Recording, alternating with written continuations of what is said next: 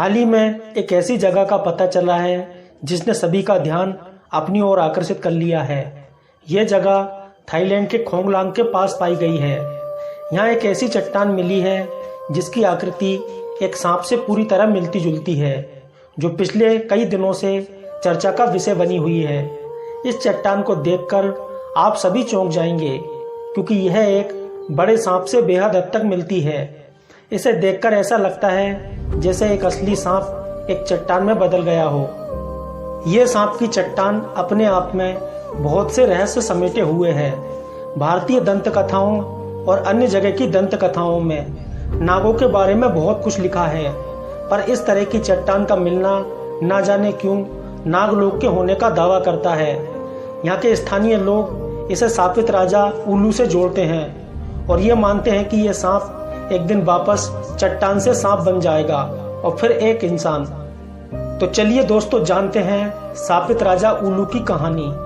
Video में और आगे बढ़ें इससे पहले मैं आपसे रिक्वेस्ट करना चाहूँगा कि यदि आप हमारे चैनल पर नए आए हैं तो प्लीज़ चैनल को सब्सक्राइब जरूर कर लें और साथ में बेल आइकन भी दबा देना, ताकि नए वीडियो का नोटिफिकेशन आपको मिलता रहे।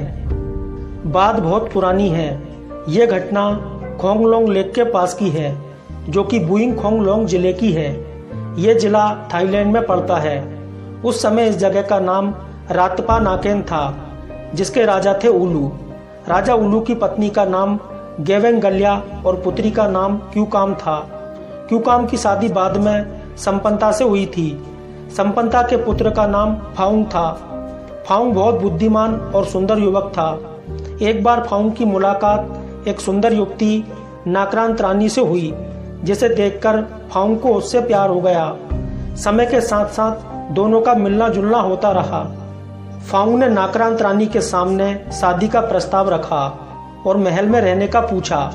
नाक्रांत रानी इस बात से बहुत खुश हुई कि फाउंग उसे बहुत प्यार करता है, किंतु मन ही मन उसे एक बात की चिंता थी कि जब फाउंग को इस बात का पता चलेगा कि नाक्रांत रानी मनुष्य ही नहीं है तो फाउंग उसे छोड़ देगा। वास्तविकता में नाक्रांत रानी सर्प योनि की एक महिला थी, जिसे वहाँ की भाषा में नाका कहते हैं। नाक्रांत रानी ने ही सबसे पहले फाउंग को देखा था और उसे आकर्षित करने के लिए ही सुंदर स्त्री का रूप धारण किया था। अब इस दुविधा से बचने के लिए नाक्रांत रानी नागलोक गई और अपने प्रेम से संबंधित बात अपने पिता को बताई, जो नागलोक के राजा भी थे। नाक्रांत रानी एक इंसान से शादी करना चाहती थी और इस बात से नागलोक के राजा बहुत परेशान थे, क्योंकि आज तक कभी इंसानों की और नागों की शादी नहीं हुई थी। इसलिए वो अपनी पुत्री की शादी एक इंसान से नहीं कराना चाहते थे। नागलोक के राजा अपनी पुत्री से बहुत प्यार करते थे और अपनी पुत्री की जिद के आगे झुकना पड़ा। नाक्रांत रानी और फाउंग की शादी के लिए एक समारोह किया गया, जो 7 दिन तक चला। रातपा नाकेन में किसी को नहीं पता था कि नाक्रांत रानी एक नाग कन्या है और 3 साल तक सब कुछ अच्छे से चला, किंतु नाक्रांत रानी और फाउंग को कोई संतान नहीं हुई थी और यही चिंता मन ही मन नाक्रांत रानी को खाए जा रही थी। मनुष्य योनि में वो चिंता के कारण बहुत ज्यादा बीमार रहने लगी, जिसके कारण उसने दोबारा सर्प योनि में जाने का निर्णय लिया। तभी एक नौकरानी ने नाक्रांत रानी को इंसान योनि से सर्प योनि में बदलते हुए देख लिया।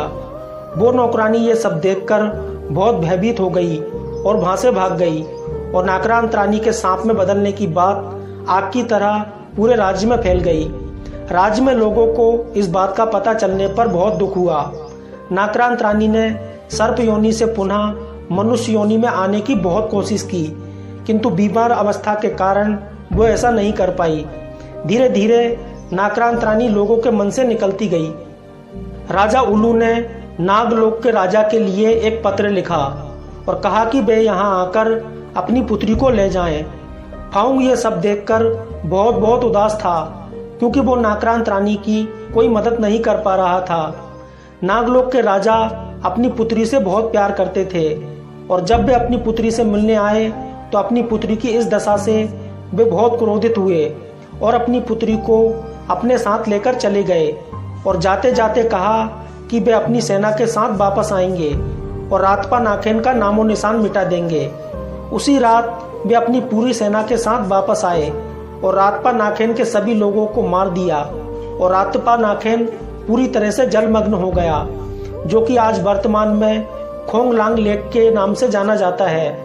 नागलोक नरेश ने राजा उल्लू को एक नाग बना दिया और यह श्राप दिया कि वे इस योनि से तब तक मुक्त नहीं हो सकते जब तक कि रातपा नाखेन पुनः एक शहर नहीं बन जाता।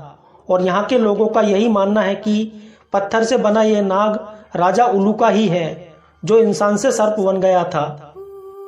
दोस्तों, आपको इस कहानी में कितनी सच्चाई लगती है? आपकी राय मुझे कमेंट करके जरूर बताएं।